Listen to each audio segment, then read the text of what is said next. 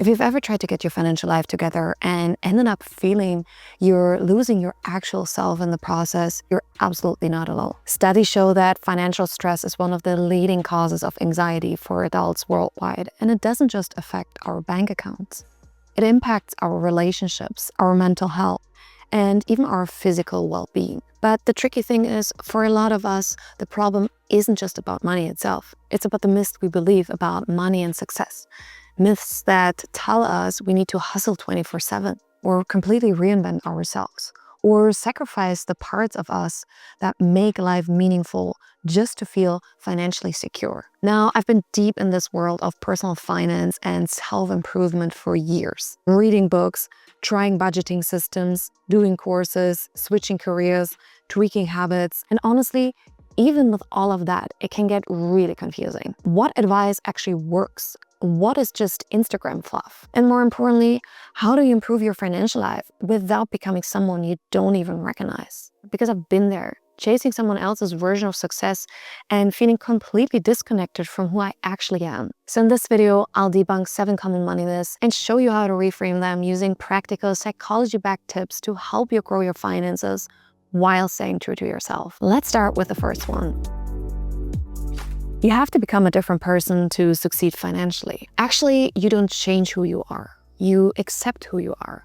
And that's what creates change. This is what psychologists call the paradox of change. It's the idea that real transformation doesn't happen by force or becoming someone else.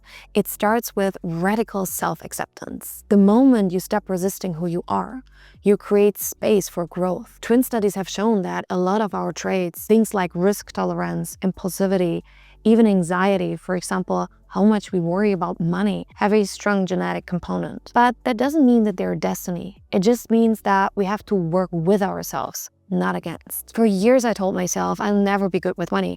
I'm not that type of person. And surprise, surprise, I wasn't, until I stopped trying to be like a cold, calculated finance bro and started designing a system that works for me. For example, simple spreadsheets, smart swaps, budgeting based on values. And yes, I still spend money on things I love like books or lattes. Your flaws are the enemy. One of your biggest flaws is actually your biggest gift. Let's take perfectionists, for example. They really get a bad reputation. Analysis paralysis, procrastination, a teeny tiny bit too critical. But underneath all of that, there's a lot of ambition, a drive to do things very well. That's super powerful if you channel it. For anxious people, they might be the ones spiraling at 3 a.m., but they're probably also the ones that are anticipating problems before anyone else even sees them. Psychologists call this person-environment fit. It's the idea that personality traits are not inherently good or bad. It all depends on how well it matches the situation. Put someone with high anxiety on a risk management team, it's brilliant. Throw them into an improv class, probably not their scene. For me, I used to see overthinking as this huge problem, like, why can't I just relax and go with the flow? But I've realized that the same tendency to zoom in and think things through is exactly what helps me manage my money wisely. Now that I embraced it, I spot small leaks in my spending and make conscious buying decisions before they become financial floods. It's a superpower in the right context. It's all about finding balance and figuring out where this trait is holding you back and where it can be used to your advantage for your personal financial success. And speaking of financial success, let's dive into the next myth. Financial success means chasing the highest paying job. A high salary doesn't automatically mean success, especially when it comes at the cost of alignment, purpose, and joy. For example, I once took a job that looked amazing on paper. One of those jobs that make your LinkedIn profile look like a trophy shelf. I told myself, this is what I've been working toward. But within a few months, I started dreading Mondays and Tuesdays. Oh, and Wednesdays. The work didn't light me up. I felt like I was playing a role, and slowly but surely, it was wearing me down. The stress wasn't the kind that motivates you. It was the kind of stress that seeps into your sleep, your weekends, and your health. I took a financial hit and went back to studying something I'd always been curious about, something that aligned with where I actually wanted to grow: business administration. And yes, on paper, it looked like I had set myself back, but internally, it felt like a reset. I had time to think, to grow by learning, and to reconnect with who I actually wanted to be. There's actually a name for this: miss wanting. It's a concept from behavioral economics where we mispredict what will actually make us happy. We think more income will fix everything, but what we really want is more meaning, flexibility, or peace of mind. So if you're in a job that is paying you well, but costing you joy, ask yourself, what's the real price tag? Changing your money habits requires constant discipline. It's actually not about grinding harder. It's about designing smarter. We've all been told that we just need to be more disciplined. Set that alarm, make that budget, deny yourself that treat again and again. But discipline is like a battery. And if you're running 12 Zoom calls a day and try to fit in like the gym, family, and everything else, that battery drains fast. The truth is, you can't rely on sheer willpower to achieve real financial transformation. What you need are systems, structures that support your goals even when your willpower is fried. Let's use a kitchen analogy for this. Discipline is like cooking every single meal from scratch, every day, even when you're tired. Systems are like meal prepping on Sundays, so you have the right go-to options all week. Or better yet, it's like setting up a slow cooker and letting it do the work while you live your life. For example, set up an auto transfer for a future me account on every payday. It's small, it's consistent, and you don't think about it. That is the key. It doesn't rely on you being in a good mood or having a good day. The system works regardless of your energy or motivation. And as BJ Frog's research at Stanford suggests, make the desired action the path of least resistance. And suddenly, it's not discipline, it's default. More money equals more happiness. After a certain point, happiness doesn't come from how much you have. It comes from how you use it in connection with health, relationships, purpose, and time. We've all seen the studies. Happiness increases with income, but only up to a point. After basic needs and a bit of breathing room are covered, the curve actually flattens. But here's where it gets interesting. It's not just about how much you earn. It's more about alignment. I remember a phase in my life where I was earning more than I'd ever in my life.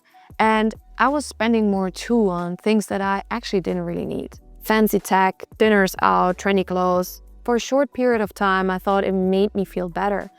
But if anything, it made me feel emptier. Like I was filling a void with purchases that never really would scratch the itch. Then one day I did something different. I used some of that money to spend it on a day trip for a hike in nature. Nothing like super extravagant, just spending time with a person that I love. And something shifted. That weekend, I felt rich. Not like in dollars, but in experience, in connection, and in freedom. So now when I think about spending, I ask myself, does this move me closer to a life I value, or is it just noise? $1 spent on what lights you up is worth 10 spent on stuff that doesn't. If you're not making progress fast, you're doing it wrong. Real progress often looks like nothing until it suddenly looks like everything. Let me tell you a story. Once I had a plant that just didn't want to grow. I watered it, gave it sun, even spoke some nice words to it. I was about to give up already, but then one day, out of the sun, leaves everywhere. And turns out it was growing, but just underground. And that's exactly how financial change works. At first, it really feels pointless. You save $20 here and cut a subscription over there, and you wonder if any of it even matters. But then 6 months in, you check your bank account and you realize, I have actual savings. Or you realize that your debt is shrinking, or that you're sleeping better because money doesn't feel so scary anymore. Progress isn't always visible, but that doesn't mean that it's not happening. It's the compound effect. Whether it's investments, habits, or mindset, consistency compounds. And that compound interest, it's not just financial. It shows up as confidence, clarity, and even identity. You're not behind. You're just growing the roots of your financial flow. Fixing your finances means sacrificing your identity. The goal isn't to become someone else. It's to become more you, but with options. This is actually the myth that kept me stuck for years. I thought managing money meant becoming this hyper-rational, suit-wearing finance bro who eats beans all day and tracks every single cent. But that's just not me. I'm someone who values freedom, spontaneity, and also simplicity. And for a long time, I thought that those traits or values would make me bad at money. But then I realized I didn't need to change who I was. I just needed to create a system that matched who I was. Like, I'm not going to give up things that I truly love, like Pilates or books, which is what a lot of finance bros often call out as what you should cut out. And I get it. If it's not very important to you and it doesn't light you up, cut it out. Cut out everything that doesn't light you up, doesn't bring you joy. But if it actually brings you joy, don't cut it out. So I made a joy fund. It's money that I set aside every month, guilt-free, to spend on things that truly make me feel alive. Or take my love for simplicity. I used to think not having like a super complex, color-coded budgeting system that is almost an entire part-time job if you want to manage it makes me bad at money. And now I embrace simplicity by using no-frills, straightforward spreadsheets that make managing my money feel stress-free and super easy. And this is what James Clear calls identity-based habit. You build systems around your strengths, not your shame. So for example, if you're a creative person, create like an aesthetically pleasing budget planner. If you're impulsive, build in buffers and automated protection. The point isn't to suppress your identity.